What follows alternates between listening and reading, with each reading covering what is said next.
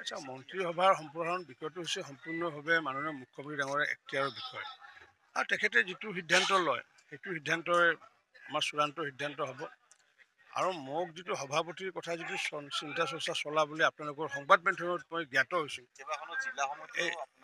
এই বিষয় লৈ পেলাই মই কিন্তু কাৰো লগত কথা পতা নাই বা মোকো কোনো কথা পতা নাই। আমাৰ দলে যিহেতু যি দায়িত্ব দিয়ে আমি গ্ৰহণ কৰিব লাগিব। কালি মণ্ডল সভাপতি দিলেও কৰিব লাগিব, মন্ত্ৰী দিলেও কৰিব লাগিব, জিলা সভাপতি দিলেও কৰিব লাগিব, ৰাজ্যিক সভাপতি দিলেও কৰিব লাগিব। আমাৰ দলততো আমি খুজি লোৱা ছিষ্টেমে নাই। আৰু মই মোৰ জীৱনটোত ৰাজনৈতিক জীৱনটোত বিজেপিয়ে মোক যিমানখিনি দিছে, মোকতো দিবলগীয়া একো নাই, বৰঞ্চ মইহে দিবলগীয়া আছে। কাৰণ কিয়, মই একে লেঠাৰে এটা সময়ত মণ্ডল সমিতিৰ উপসভাপতি, জিলাত কাম কৰিছোঁ, কিষাণ মৰ্চা ৰাজ্যিক সভাপতি, ৰাজ্যিক সমিতিৰ মই সম্পাদক, ৰাজ্যিক সমিতিৰ সাধাৰণ সম্পাদক, দুবাৰকৈ সভাপতি, এবাৰ অধ্যক্ষ, এবাৰ উপদলপতি, এইবাৰৰ মন্ত্ৰী। গতিকে দলে যি দায়িত্ব দিয়ে এইটো আমাৰ ক'বলগীয়া একো নাই। কিন্তু চৰ্চা আপোনালোকৰ সংবাদ মাধ্যমত মই শুনিহে আছোঁ, কিন্তু মোক এই বিষয় লৈ পেলাই কাৰো লগত আলোচনা হোৱা নাই।